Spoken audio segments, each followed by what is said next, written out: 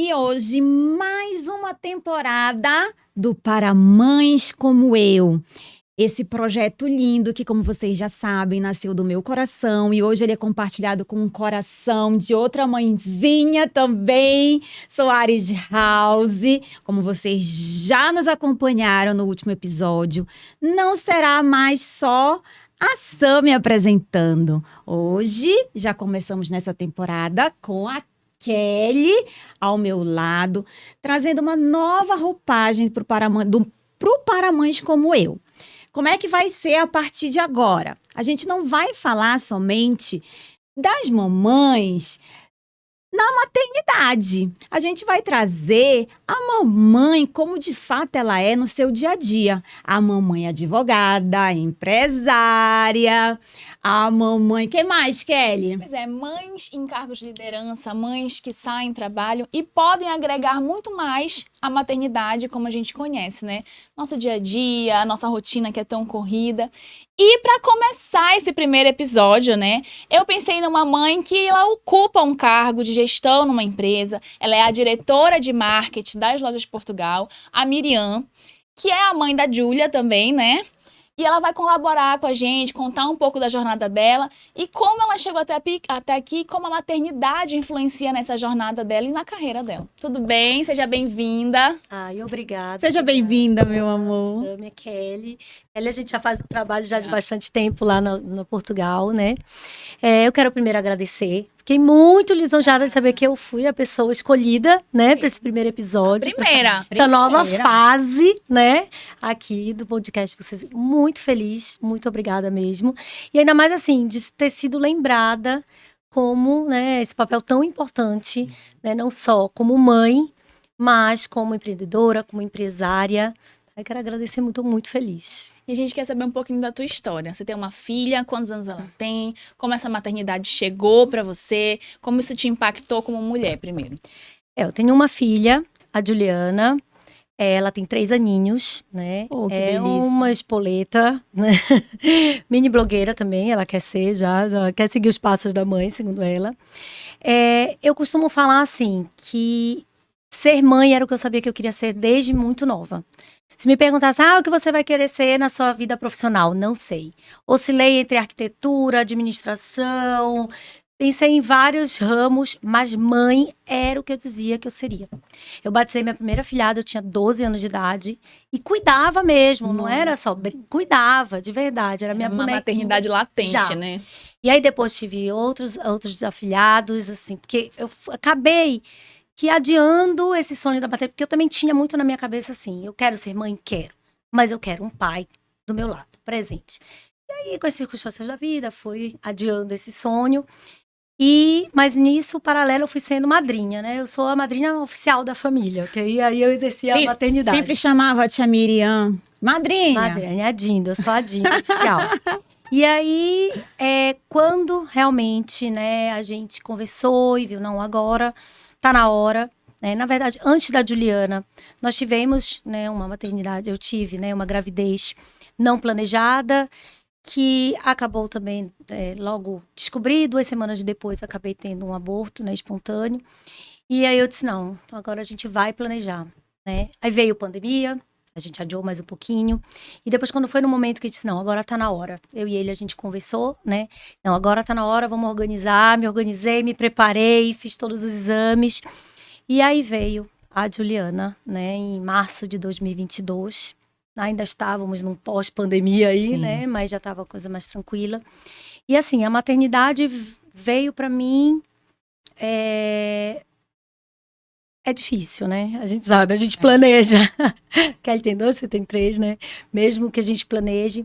Para mim, assim, o primeiro baque grande foi a amamentação. Na verdade, eu tinha o sonho de parto normal, amamentação exclusiva. Consegui o parto normal como eu queria, super rápido. Aí eu disse, agora... Já foste uma vitoriosa, Já fui, viu? Porque eu tentei, nos meus 3, ter parto normal e não consegui nenhum dos 3. Consegui, graças a Deus, foi super rápido. E aí eu acho que, pronto, eu disse, consegui o parto normal, né? Agora, a amamentação veio. E aí sofri. Sofri muito. Agora a gente tem dúvida, porque depois a Juliana Depois de um tempinho, a gente descobriu que ela tinha a linguinha presa. Então, não sei se a dificuldade na amamentação foi da linguinha presa, se foi do meu seio, que eu tinha feito, né, uma redução, enfim. Isso a gente vai saber no próximo. Mas eu sofri muito. E aí vem aquela cobrança, né? Eu me cobrava muito.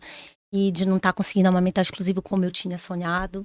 E acabei entrando um pouquinho aí numa depressão, né? Não chegou a ser uma depressão pós-parto, mas entrei um pouquinho. Porque aí, junto com isso, veio aquele questionamento da profissão. Né? Na época, eu estava morando no interior de São Paulo. Eu não morava aqui, em Belém. Eu tinha um negócio antes da pandemia, que era até um parquinho infantil no shopping, aqui em Belém. Então, também exercia minha maternidade com os filhos dos outros, que ficavam lá comigo. É gostoso, né? Muito. E aí, veio pandemia, né? Como acho que muitas pessoas, tive que dar aquela mudada na rota, porque o meu negócio fechou. Foi a primeira coisa que fechou no shopping, a última a abrir. Porque era aglomeração de criança, né? E aí, foi aí que eu entrei pro mundo da rede social, porque eu falei, meu Deus, eu tenho que fazer alguma coisa ou eu vou pirar. E aí foi quando eu comecei a trabalhar na rede social da Portugal, né? Atender cliente primeiro no direct, na época de lockdown, então isso estava bem forte. Depois comecei a fazer mesa posta. Quando eu consegui vir para Belém, né? Vinha, gravava os vídeos na loja, virei a persona da Portugal, né? O rosto da Portugal. E aí isso deu muito certo. Então eu ficava home office, né? Eu morava 20 dias lá, né, no interior de São Paulo, 10 dias aqui. E ela bebezinha? E aí ela bebezinha. Quantos meses, mais ou menos? Não, Miriam? quando ela. Ela nasceu. Porque desde que ela nasceu, né? Entendi. E aí eu só fiquei sem vir pra Belém. Eu vinha todo mês. Eu só fiquei sem vir pra Belém no final da gravidez, porque a minha médica proibiu. Senão ela disse: tu vais ter essa menina no avião. E os 3 primeiros meses dela. Mas deixa eu só te fazer uma pergunta, não cortando, mas já Sim. querendo cortar, Já. aproveitando que você falou sobre a amamentação, sobre essa cobrança, essa culpa. Por coincidência, a gente está no agosto dourado, Sim. né? E aí eu acho importante a gente desmistificar um pouco sobre essa questão da amamentação, que somos cobradas e nos cobramos. eu acho. Por que você se cobrava tanto, Miriam? Eu acho que foi isso. Eu criei na minha cabeça a maternidade real, Perfeita. perfeita, né? Como eu disse, eu sonhava o parto normal, a amamentação, não sei o quê. Eu tava pronta, eu me sentia pronta para me dedicar, para ser, né? Até porque como eu tava trabalhando home office, eu tava assim, 100% dedicada a realizar o meu sonho, né, da maternidade, o sonho de ser mãe. E aí, com as dificuldades, eu me questionava, porque eu dizia, meu Deus, eu não consigo dar leite para minha filha, eu quero dar leite para minha filha e não consigo. Tem a gente costuma pensar que é algo que é puramente Sim, biológico. Sim, Todo mundo isso, é né? puramente natural, é puramente Eu quero biológico. amamentar, vou conseguir. Você vai lá, é só uma questão de você querer que vai dar certo. Mas não é. Não assim. é. Não, e aí o filho, Isso. desde essa época, eu costumo dizer que ele já vem para nos ensinar que não é como a gente quer. Já é o primeiro tombo da Já é a maternidade. primeira É rasteira isso que a gente mesmo. leva, né? E vocês sabem como que foi tipo, quando eu parei, disse, não, peraí. Eu tenho uma ligação muito forte com a minha mãe, né? Eu tenho só um irmão mais velho, um homem, e a gente tem uma ligação muito forte, eu e ela. A gente assim, somos as melhores amigas uma da outra. E aí, quando eu tava naquela loucura de não conseguir amamentar e surto, e a minha mãe virou pra mim e disse, minha filha, deixa eu te falar uma coisa, eu quero te contar uma história. A minha mãe é aqui em Belém e eu lá, né? Eu sem aquela rede de apoio, sem o colo de mãe, mas ela no Sim. telefone virou e falou, deixa eu te contar uma história. Quando tu nasceste, eu tenho 42 anos. Quando tu nasceste, não tinha esse negócio de licença maternidade. Eu tive que voltar a trabalhar, tinha 2 meses de vida. E na época, eu te levava, tu e teu irmão, no melhor pediatra que existia em Belém. E sabes o que ele que era? Não tinha fórmula, não tinha, né? A gente dava leite condensado diluído. Olha que loucura, né? Isso é verdade. Meu Deus. Por isso que eu sou louca por doce hoje, ainda entende, né? E aí, eu disse, o quê, mãe? Ela disse, você era amamentada com leite condensado diluído, que era o melhor que existia, né? Em 1983, quando eu nasci. E ela disse, com 2 meses eu tive que voltar a trabalhar. E eu não consegui mais amamentar. E olha o vínculo que a gente tem hoje. Não foi por falta de amamentação. Aquilo foi, assim, um choque, né? Sim. Foi assim, isso mais um tapa, assim, de tipo, meu Deus, por e que eu tô louca pra amamentar, e, tipo, achando que era aquele... Porque é isso, é o ideal. Ai, é o meu momento só com ela, só eu que posso amamentar, é algo que só eu e ela, né, podemos fazer aquele olho no olho. Eu tinha olho no olho dando mamadeira, eu tinha olho no olho, eu tinha o meu momento com ela. Então, aquilo, sabe, me deu um estalo.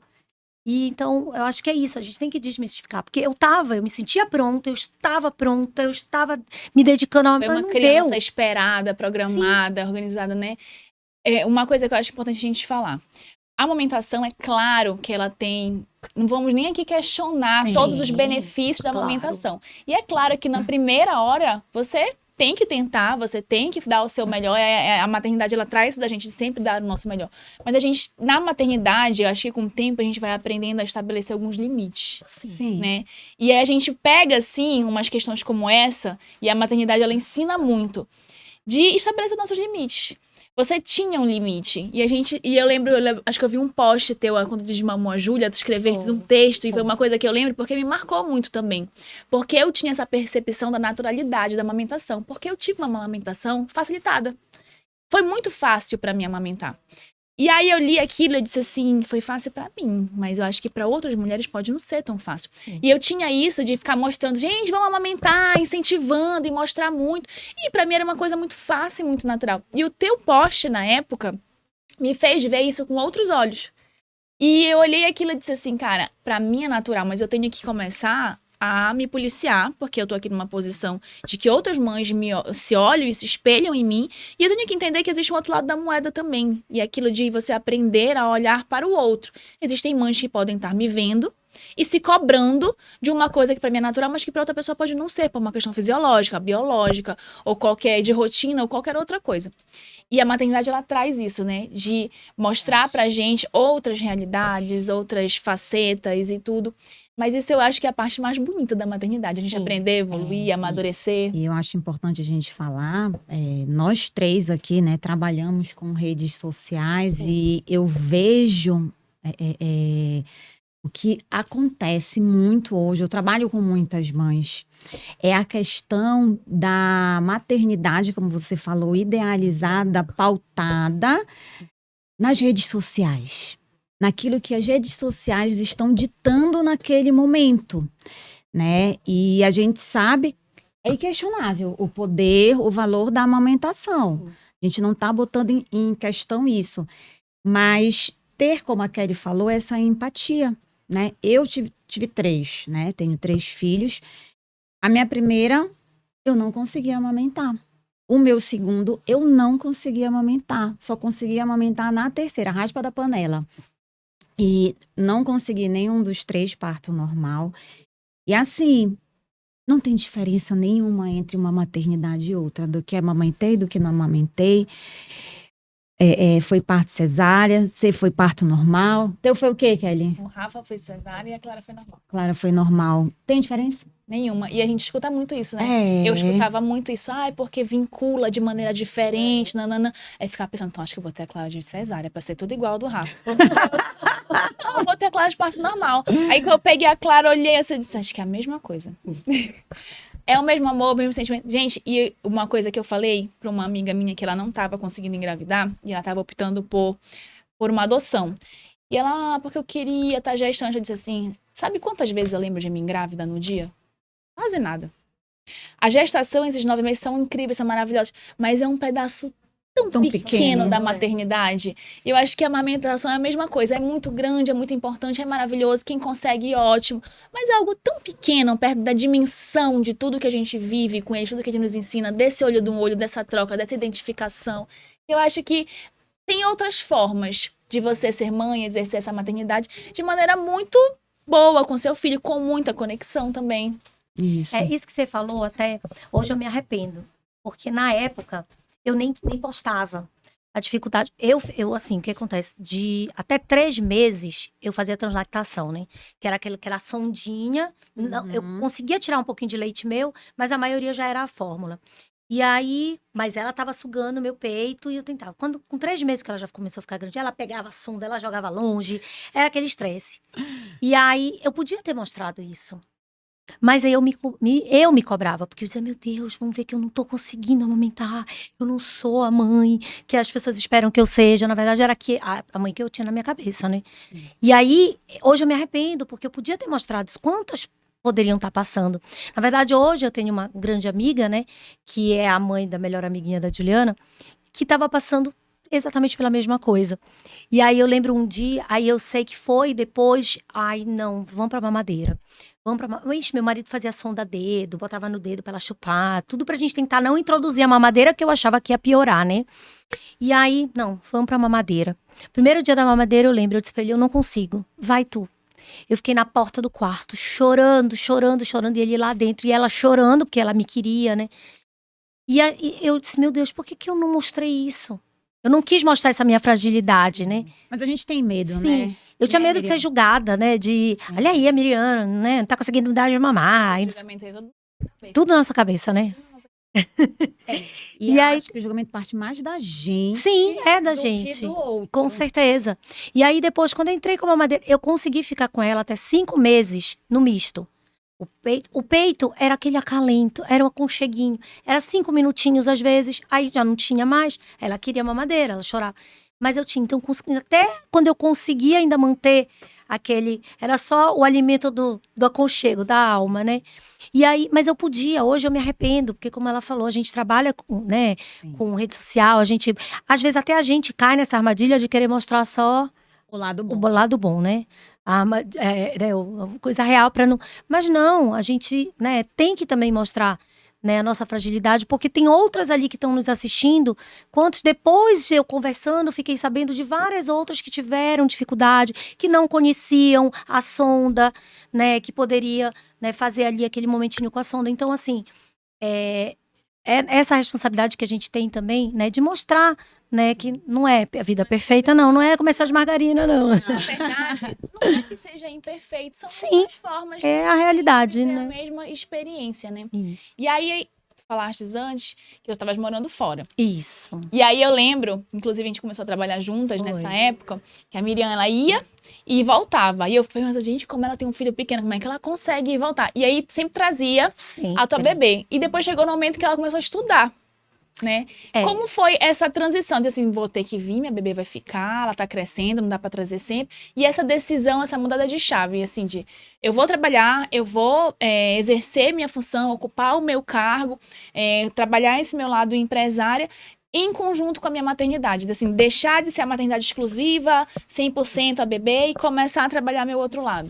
É isso que eu falei. Assim, eu entrei num certo momento, porque o que acontece? O meu perfil, eu tava trabalhando home office, né? Mas não tenho perfil home office, não tenho, gente. Eu gosto de gente, eu gosto de falar, eu gosto de estar na loja, que ele sabe. Tô lá, apesar de ser diretora de marketing, tenho a minha sala, eu pouco Tá fico sempre na lá minha embaixo. sala. Eu tô sempre lá embaixo e eu gosto de atender os Circulando. clientes, eu gosto de estar ali conversando com o funcionário. Então eu gosto, é meu perfil mesmo de estar ali no atendimento. E aí eu comecei a me questionar muito. Foi aí, eu acho que quando realmente eu tive uma depressão um pouquinho mais forte, porque eu comecei a me questionar muito. Gente, mas como assim? O sonho da minha vida sempre foi ser mãe. Agora eu sou mãe e não tô me sentindo completa. Agora eu tô me sentindo um vazio, né? Eu preciso. E aí, quando eu vinha para Belém, eu trazia. Com 3 meses, a pediatra autorizou eu entrar no avião com ela. Eu botei ela no canguru e vim embora. Eu vim embora sozinha e não tinha voo direto. Que eu tinha que ir para São Paulo, às vezes ficava umas horas em São Paulo, depois vim. Então, assim, Puxado, né? era puxado, mas eu botava ela no canguruzinho e vinha. Cheguei a ver vídeo dela de pijama. Pijama. Levava ela de Era. pijama, aquele esquema da mãe que já É. sai de pijama pra quando ela dormir, já só botar no bem. Não, eu sempre priorizava os voos à noite, porque era o que ela dormia. Às vezes eu chegava com ela aqui 2 da manhã, já transferia ela direto pro berço, e ela dormia, acordava no outro dia. Ela dormia num estado e acordava no outro, né? Mas aí eu comecei a me questionar muito isso. Meu Deus, mas como assim? Mas aí quando eu vinha para Belém, que eu tava nessa pegada de loja, eu tava feliz. Aí eu disse, peraí, é isso. É isso que tá me faltando. Né? E aí vem aquele outro, né, problema que sempre a gente se cobrar de, meu Deus, mas como assim? Né? Eu sempre quis ser mãe e agora eu quero sair de casa para trabalhar e deixar minha filha. Ai, meu Deus, mas a gente tem que tentar. É difícil, né? A gente conseguir, né, fazer, né, esse balanço, conseguir unir, né, esses papéis, né, o nosso papel mãe, papel mulher, papel esposa e papel também na vida profissional. Acho que é a maior dificuldade que a gente mulher tem, Acho né? também. É uma das nossas maiores dificuldades. Conciliar tudo, manter os pratos equilibrados, Sim. né? E manter todas as nossas versões saudáveis. Eu acho que a tarefa mais difícil, eu sempre digo que a mulher que empreende, que é empresária, na verdade, ela é duplamente empresária, né? Porque a gente acaba sendo empresária da nossa casa também, da nossa família. E essa dupla jornada, ela às vezes se torna cansativa, né? E aí vem a questão da nossa rede de apoio. Eu acho que pra gente que é empresária, que empreende na nossa carreira, a rede de apoio ela é muito importante, né, Miriam? Muito. Inclusive, assim, eu digo, assim, o principal motivo que eu voltei para Belém foi pela minha rede de apoio, né, que eu não tinha lá. Lá a gente morava sozinho, eu, meu marido e ela, né? Eu tinha uma rede de apoio paga, que eu tinha uma babá maravilhosa, maravilhosa, que me ajudava muito de segunda a sexta. Uhum. Não podia contar com ela sábado e domingo, porque ela tinha a família dela, então ela deixou isso bem claro, ela era ótima, mas eu sabia que era naquele momento.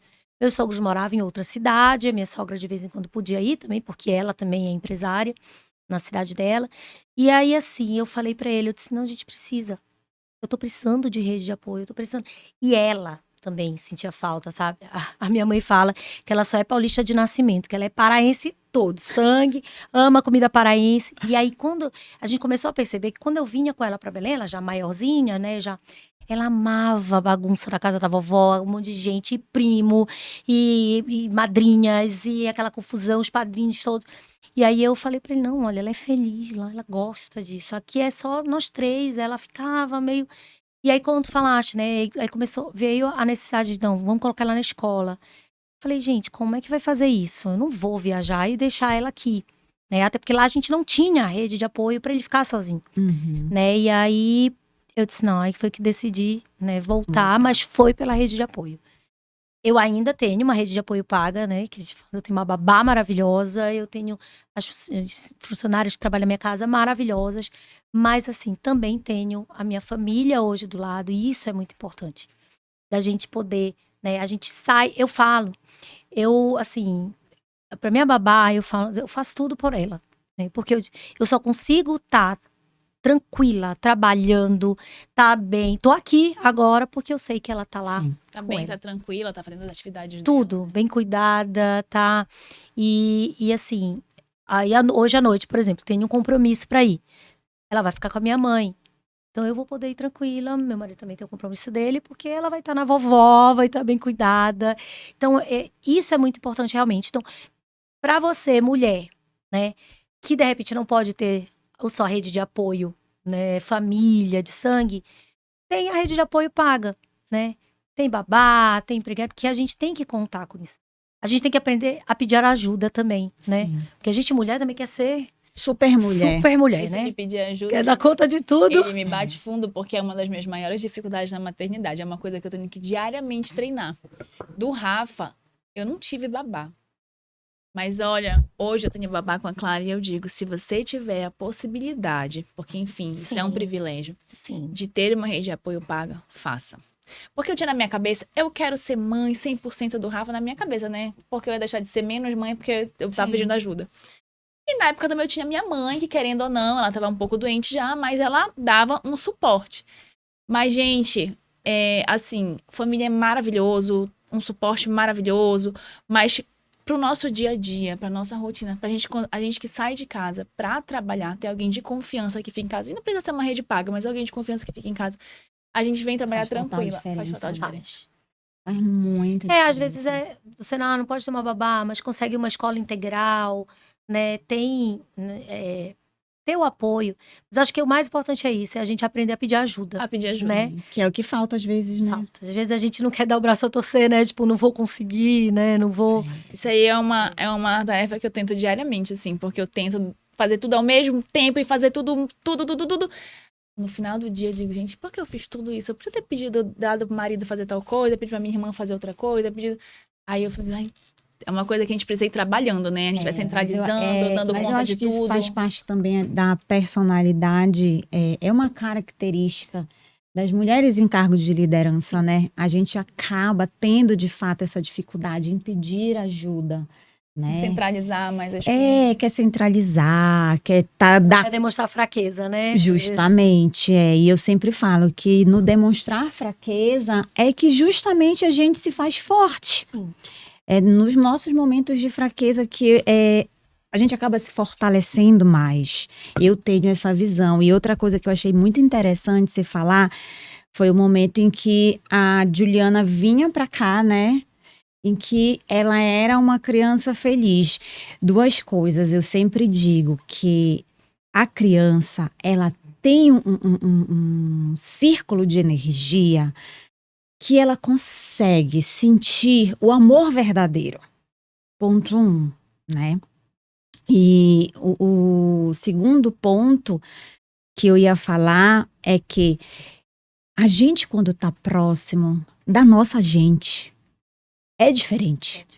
Eu já morei em São Paulo também, na mesma condição que você, e não é fácil. Não é fácil a gente estar longe da família, ter a rede de apoio paga, mas a família tem esse calor diferente, aquele amor, é amor. Amor, É amor, né? E aí a criança sente. E sabe outra coisa importante? Foi até assim um chacoalhão que eu tive, até para ter também a coragem da decisão de voltar.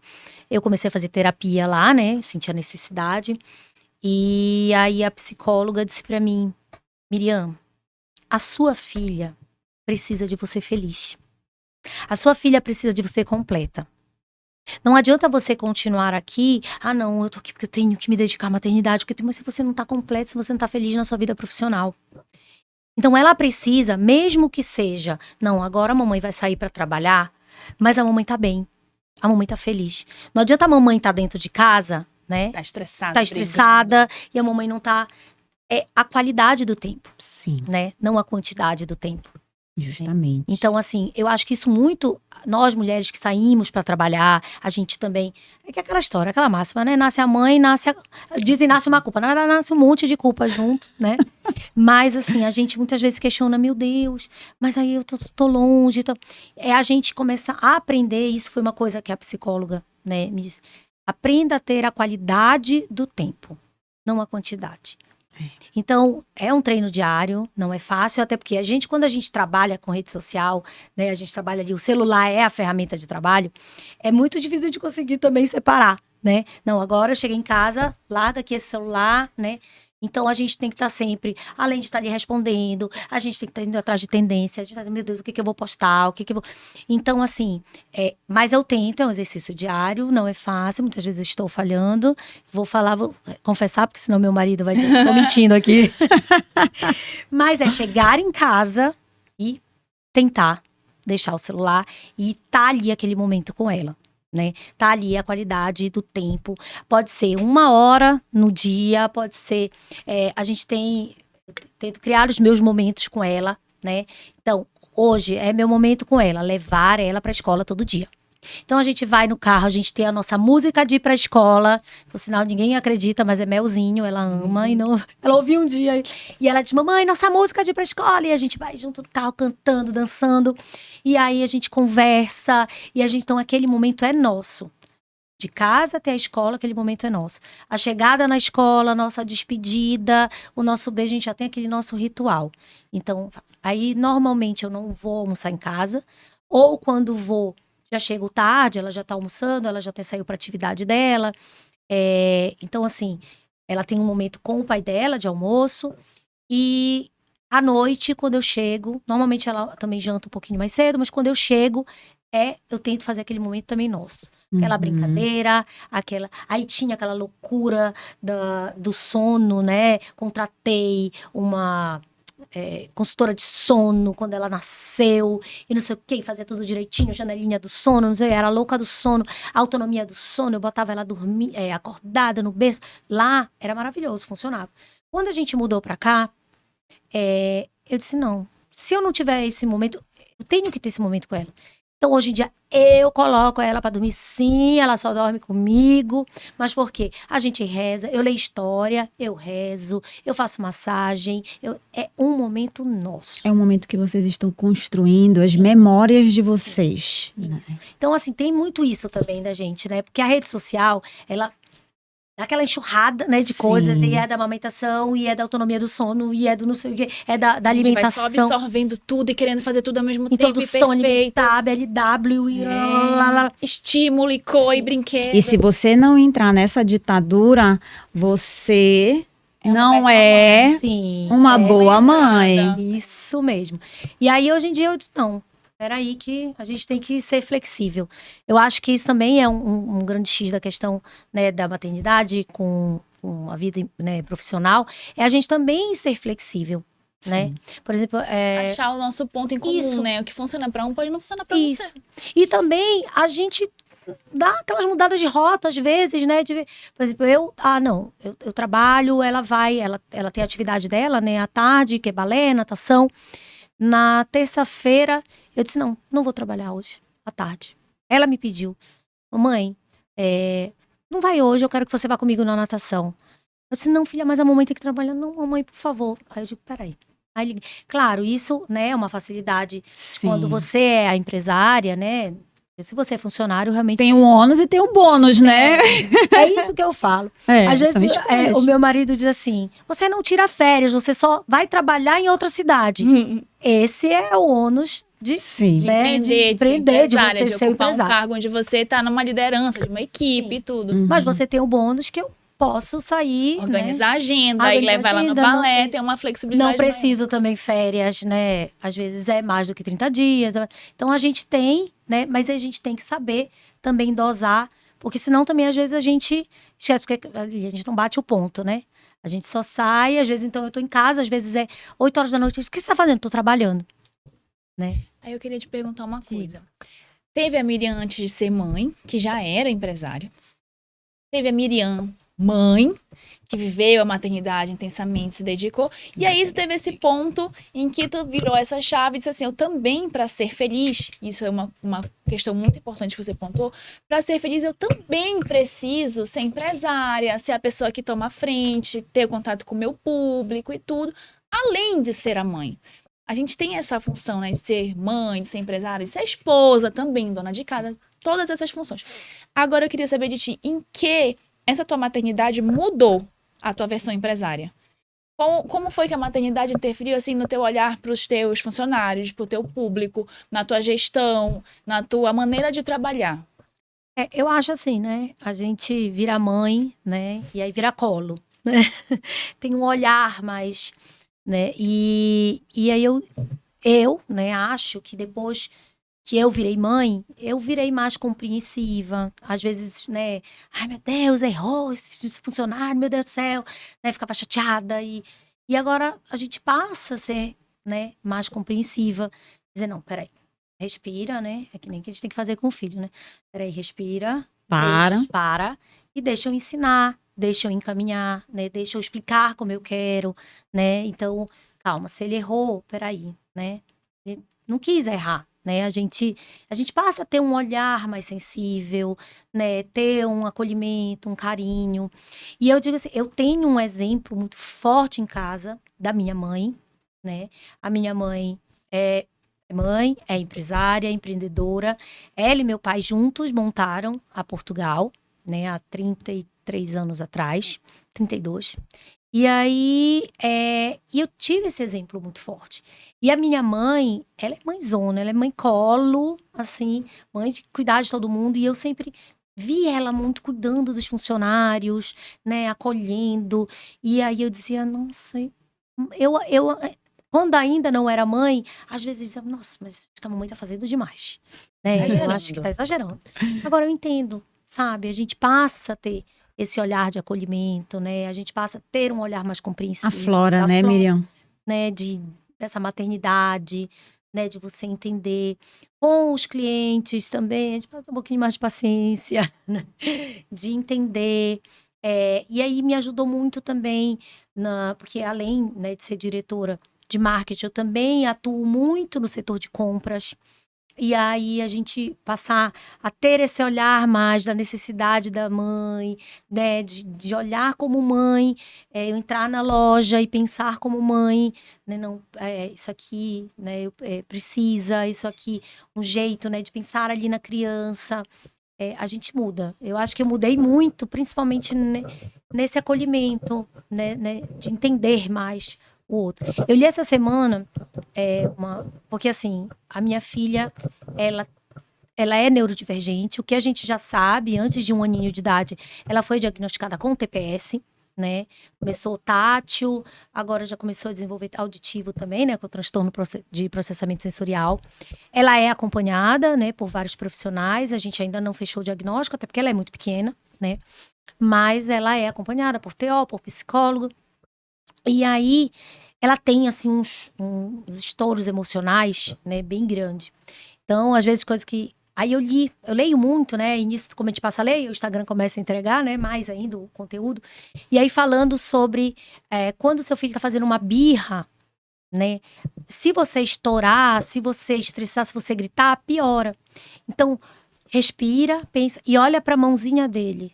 Olha pro tamanho da mão do seu filho. Vai lhe lembrar que ele ainda tá... Ele é muito pequeno, né? Ainda é imaturo. E aí, às vezes, depois que eu li isso, eu comecei a usar isso também com os funcionários. Não olhar para a mão, lógico, porque, né, eles já são adultos, mas de olhar para dizer, não, peraí, ele está aprendendo também. E a minha função como gestora é ensinar. A minha função como gestora é encaminhar, é mostrar o que eu quero, como eu quero, né? Ao invés de brigar, ao invés de você só chamar, é você ensinar, né? Com olhar, com carinho de mãe, né?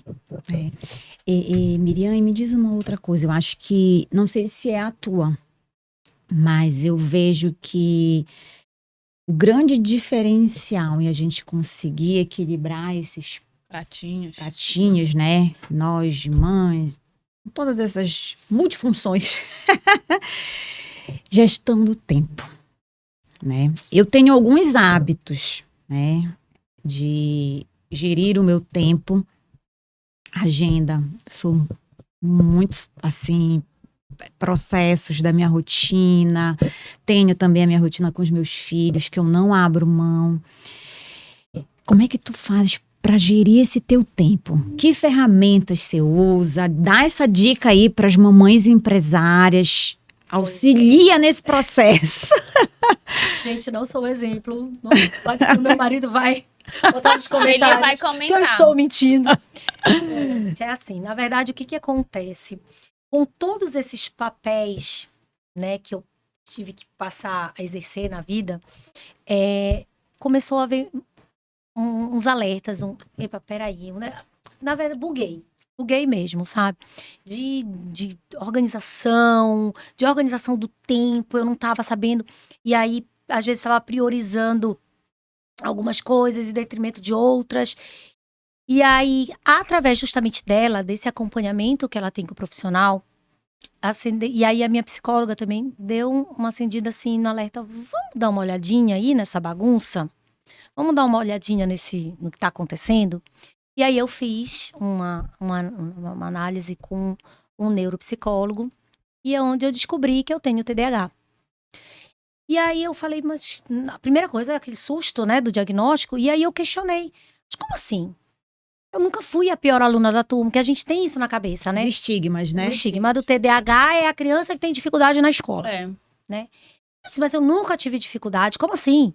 E aí fomos mais a fundo, pesquisando, onde eu lembrei, o que acontece? Na verdade, foi diagnosticada com TDAH, e em alguns aspectos e alguns pontos do lado, né, do que deu do resultado, eu tenho altas habilidades em algumas coisas. Então foi que ele me explicou, Miriam, acontece o seguinte, como tem o TDAH do nível desatento, mas tem, em certos momentos, altas habilidades, tu conseguiste compensando, enquanto tu eras só a Miriam, estudante, né? E aí eu comecei a me lembrar da minha vida, né, de estudante, que se eu não sentasse na primeira, na segunda cadeira, eu não conseguia prestar atenção. Aí ele disse, olha aí um sinal. Te revisitaste, né? Fomos começando a buscar lá atrás, né? E aí a outra era que eu anotava. Ninguém entendia meu caderno, só eu entendia. Eu ia virando, tudo que o professor falava eu anotava. Eu acho que foi a técnica que eu, né, Pra fixar a pra matéria. fixar a matéria. E eu chegava em casa todo dia e eu ia passar limpo aquele caderno, era ali que eu estudava, que eu fixava a matéria. Eu não era aquela pessoa que passava a noite estudando para uma prova no dia seguinte, não. A minha prova era 7 horas da manhã, eu acordava 4h30, assim, eu dormia, acordava 4h30, 5 horas, que aí eu ia com, né, Tudo fresquinho tudo na fresquinho cabeça. na cabeça. Aí ele disse, isso tudo aí é TDAH, minha querida. Só que o que aconteceu? Quando eu comecei a ter, né, mais papéis, a Miriam esposa, a Miriam dona de casa, a Miriam mãe, a Miriam empresária, aí o negócio bugou. E aí eu não tava sabendo justamente como conseguir, né, me organizar, como conseguir. E aí, confesso que em muitos momentos estava priorizando o trabalho, porque era algo que me dava prazer. Porque a gente sabe, a gente em casa é cobrada, né? Sim. Cobrada mamãe, cobrada pelo marido, é cobrada. Então, às vezes, o prazer, né? Assim, você tá se sentindo, né, realizada, muitas vezes vem no trabalho, né? E aí eu disse, não, mas peraí. Eu tenho que dar atenção, né? Pra minha filha, pro meu marido, pra minha casa. E aí foi que eu comecei, né? Terapia, e aí medicação, depois que eu tive o diagnóstico. E hoje eu entendo as minhas limitações pela neurodiversidade, né? Mas mesmo você que não tenha neurodiversidade, é importante você entender as suas limitações, né? Entender, peraí, como você diz, eu não consigo me organizar, então eu preciso de uma agenda. Mas eu posso te fazer uma colocação? Pode. Não me interpreta mal, convidada. Ah, Tá? Posso falar? claro, você é Não é profissional da área. limitação, Não, é condição. então pronto. Tá vendo? Olha, aprendendo, tá, gente? Eu não... É, Condição. porque a gente. Vamos parar para pensar um pouquinho. A tua condição é essa, Sim. né? E aí, a pessoa neurodiversa passa a vida tentando se encaixar, né? Num quebra-cabeça dos neurotípicos, não é verdade? E não se encaixa nela mesma, né? E isso vai gerando um cúmulo de emoções, de sentimentos, de fugas do eu. Hoje eu vejo isso. Que às vezes eu creio que você, principalmente, que teve um diagnóstico tardio, deve ter parado para se perguntar, por certos momentos, quem sou eu? Quem é a Miriam? Não é verdade? Por ter passado uma vida tentando sentar na frente para poder prestar atenção, copiando tudo para poder tirar boas notas, para cumprir a tabela dos neurotípicos, Sim. né? E eu vejo que se falar muito hoje na neurodiversidade, principalmente, foi legal você trazer esse tema do diagnóstico tardio. Eu vejo muitos diagnósticos tardios lá na clínica, quando os filhos recebem um Eu ia diagnóstico. comentar exatamente isso. Tá Como acontecendo muito como eles isso, né? despertam na gente, né? Eu vejo, tá acontecendo muito isso, né? Aí Os você cuidadores estão se acaba- diagnosticando, né? através de olhar para os filhos, porque é muito difícil a gente colocar um espelho, Miriam, se olhar, se ver e ver, eu sou isso. Mas quando a gente sai daquela posição de se olhar e olha para o outro, para os filhos, e aí começa a ver características, não, ele tem, mas Eu também tenho, também. Então, esse diagnóstico tardio, ele tem acontecido demais hoje, né? E é importante você falar disso para que as pessoas até validem esse diagnóstico tardio. Não sei se você passou por isso. Eu recentemente teve um lá na clínica em que ela, além de enfrentar um diagnóstico tardio, teve que enfrentar o julgamento das pessoas de não, tu não és. É modinha. É modinha. Eu ouvi já. Tá na moda. É. TDAH tá na moda agora. Eu acho Não, poxa, que fantástico moda. ela trazer esse tema, porque eu também vi isso dentro de casa do diagnóstico do Rafa, de TDAH, né? Que foi, inclusive, o que mais nos uniu. E aí você começa a ver as características dele conversando e a gente, quando é nosso filho, a gente vai atrás, a gente estuda, a gente procura médico. Com a gente não, a gente negligencia, joga pra debaixo do tapete, não, eu dou conta e vamos embora. Mas quando pega no nosso calcanhar, que é o nosso filho, a gente quer saber, a gente vai atrás. E aí vem esse movimento de muitos pais que fomos negligenciados até por falta de informação dos Sim. nossos pais, né? Falta de informação, era um mundo diferente, não tinha essa quantidade de informação, de estudos e pesquisas que hoje nós temos. E vem essa leva de pais com diagnósticos tardios, começando a se ver nos filhos. Então, assim, o filho, mais uma vez, fazendo esse movimento da gente ter uma autopercepção e se cuidar e ver que a gente também tem as nossas próprias condições e começar a tratar isso também. Sim. Uma coisa que eu percebi muito, particularmente, é que depois do diagnóstico do Rafa, o meu marido começou a se cuidar mais. Porque ele começou a ver, a Samia falava assim, o Rafa faz isso, mas por causa disso, disso, é uma condição dele, ele faz. Aí eu só via o meu marido fazer assim. E eu aqui comigo... Você tá filho, né? Mas eu acho fantástico esse poder que o filho ele tem de ver a gente, fazer a gente se olhar com empatia. A gente se cobra muito por eles. Sim. Mas desse movimento da gente começar a ver através deles uma empatia pra gente, pra criança que a gente tinha lá atrás. Você perceber, poxa, eu sentava lá na frente, mas porque eu precisava prestar atenção, senão eu não conseguia. Se eu ficasse batendo papo com o pessoal do fundão, o pessoal do fundão tirava nota boa e eu não.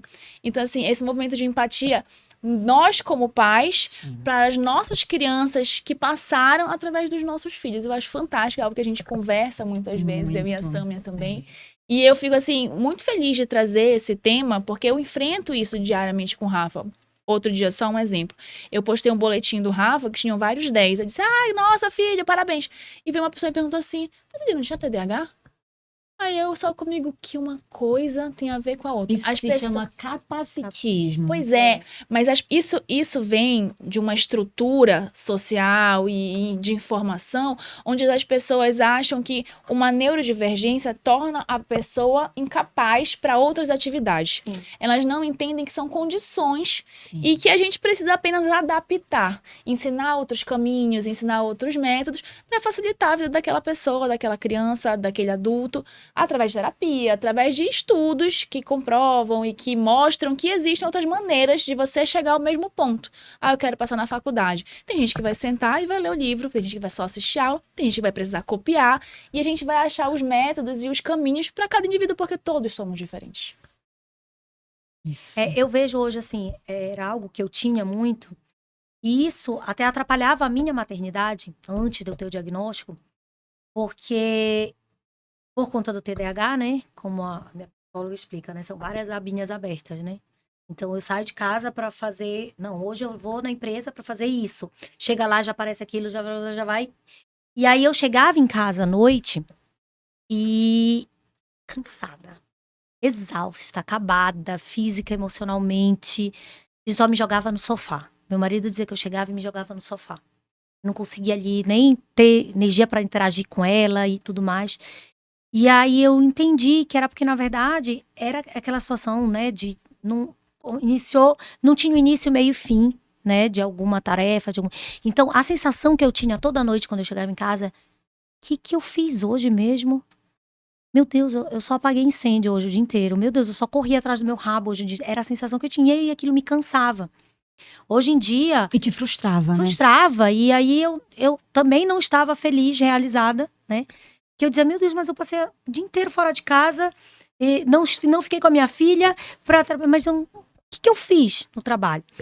E aí, depois que eu entendi, né, que eu tive o diagnóstico, passei a tomar medicação, eu não sinto mais isso.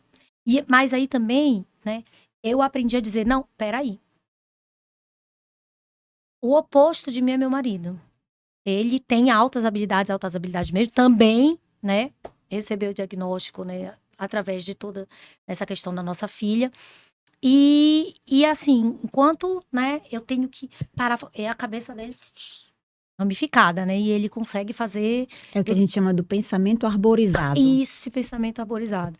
E aí, o que acontece? A gente, por exemplo, agora, a gente passou recentemente por uma mudança, né, nós mudamos de casa, e aí naquele dia eu falei, não, hoje eu vou parar e desfazer essas caixas que são do meu quarto. Vou arrumar as gavetas, eu vou...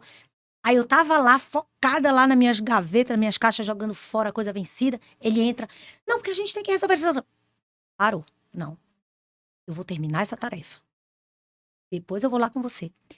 Antes, pra satisfazer ele, né, eu largava lá o meu, lá ia pra fazer, daqui a pouco já parava no outro lugar, já se perdia já no me meio perdia de no tudo. caminho, já não voltava, as caixas iam ficar lá É largadas. cômodo também pro TDAH, né? Fazer isso. Sim.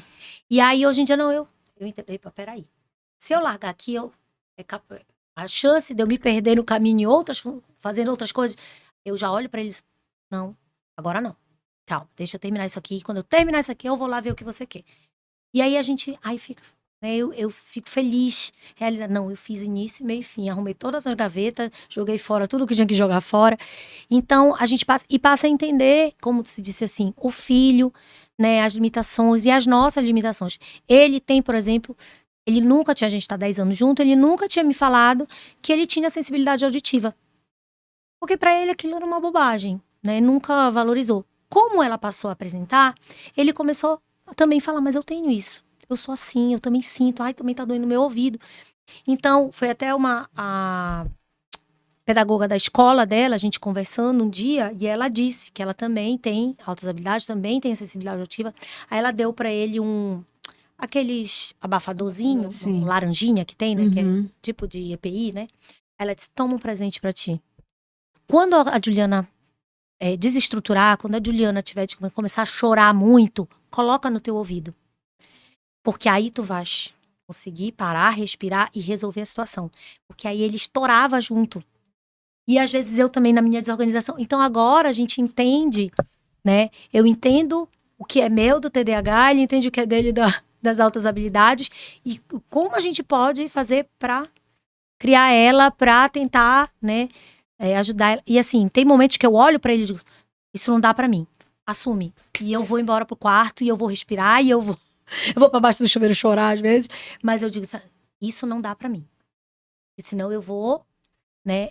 Uma coisa que a gente sempre conversa e que eu tô vendo nela aqui é que esse movimento da gente se curar para curar os nossos filhos. Sim. Ele buscou o diagnóstico dele, ela buscou o diagnóstico dela, aí ela já entendeu a condição dela, já tá tomando o remédio dela, já tá se organizando para quando a filha deles desestruturar, eles estarem prontos Com certeza. para lá acalmar, acudir e deixar ela se reorganizar. Eu acho fantástico isso, de como a gente tem uma capacidade de, pelo amor aos nossos filhos, a gente, não, agora eu tenho que me curar, eu tenho que aprender como eu vou... A gente não fez isso a vida toda. Não fez isso a vida toda a gente vai chutando balde.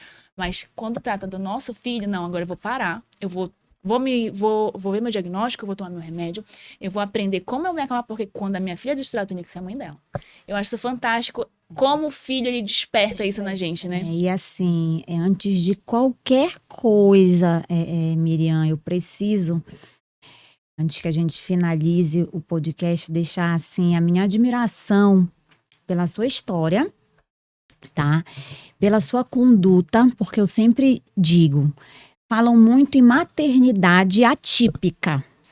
Mães de crianças atípicas, mas pouco se falam nas mães que são atípicas, né? O quanto também é difícil essa maternidade, né? Tem muitas questões, as cobranças são maiores, as dificuldades, às vezes, na maior parte do tempo, são também os desafios, eles são maiores do que uma maternidade típica. Isso não tem como dizer que não é.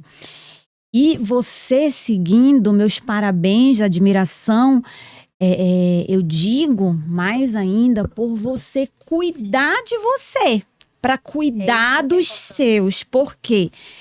E um cuidado, de fato, no cerne da questão. Porque a maioria das mães, elas querem cuidar do quê? Do físico, do material, do operacional. Mas não querem cuidar da raiz das questões, né? O se cuidar, o se curar, né? A gente tem que se curar. Mães curadas criam filhos felizes. Enquanto a gente não entender que uma maternidade não curada, a gente acaba sendo responsável por uma geração também adoecida, a gente não consegue romper esse ciclo. Então eu quero aqui deixar minha total admiração de você ter ido no caminho certo, de ter buscado se cuidar, se permitir, se auto-perceber, se autoconhecer, se curar para cuidar dos seus. Isso é lindo. Parabéns. Eu fico muito feliz, assim, de ter, né, buscado isso. E depois que eu entendi, claro, né? Vem aquele primeiro susto, né? Meu Deus, um diagnóstico, né? Mas eu vi o quanto foi importante. Importante pra ela. Aí eu voltei a lembrar lá da minha psicóloga lá em Rio Preto, que disse, você tem que estar bem para que ela esteja bem. E é isso. Né, a gente prioriza muito, né, o filho, né, sempre, né, não, primeiro meu filho, primeiro tudo pro meu filho, comprar. Mas aí, às vezes, nem é a questão material. Às vezes é você pegar um tempo para si, não, eu vou conseguir, vou pagar uma terapia, né, eu vou... Porque é isso que você falou, as pessoas também valorizam muito, né, o cuidado com o corpo. É importante. Né? Eu passei recentemente por uma transformação. E até essa transformação do corpo fez parte também desse meu autoconhecimento. Né? E aí eu vi que, na verdade, também eu descontava muito na comida. Toda a questão do TDAH, né? Então eu descontava muito na comida. Passei a ajustar isso também com a medicação. E aí eu fui... Então tem que ser um todo. A gente tem que tentar... Aquilo que você falou, os pratos. E isso também é a gente, o interno, né? A minha psicóloga, ela fala assim, Miriam, a terapia deveria ser obrigatório para todo mundo, assim como é aprender português e matemática. E aí eu fico também muito feliz de ver, por exemplo, eu não sei se em todas as escolas são assim, porque na verdade minha filha estudava em uma outra escola no passado, não tinha. Não sei se é a partir desse ano, alguma coisa que mudou. Mas a escola que hoje ela estuda, eles têm aula de educação emocional. O Rafa Acho fantástico. Os meus também têm. É fantástico isso, gente. A gente não tinha isso. Não tinha. Não. Não tinha. Não. Eu acho que assim, tão importante quanto a educação financeira, a educação sexual, é a educação Eu tive emocional. uma matéria que era chamada SOI, alguma coisa assim, que era pra ser isso. Mas não era. acabava envergando pra aquela coisa assim de DST, prevenção de gravidez na adolescência. Ficava o ano todo só nisso aí. A galera com medo disso aí e esquecendo de todo um resto que era importante também. E hoje em dia eles têm essa matéria na escola. Acho que a maioria das escolas já tem, já é parte do currículo. Eu acho fantástico. Eu também acho, ela fala pra mim, ela já diz, ela com 3 anos ela olha pra mim, mamãe, eu estou frustrada. Ela já sabe nomear os sentimentos. O que você tem, filha? Mãe, eu estou triste. E aí a escola dela também é bilíngue, então tem horas que ela fala pra mim, mamãe, estou sad. Aí então assim, ela já sabe, aí a gente conversa sobre os sentimentos, como foi, por que ela ficou assim.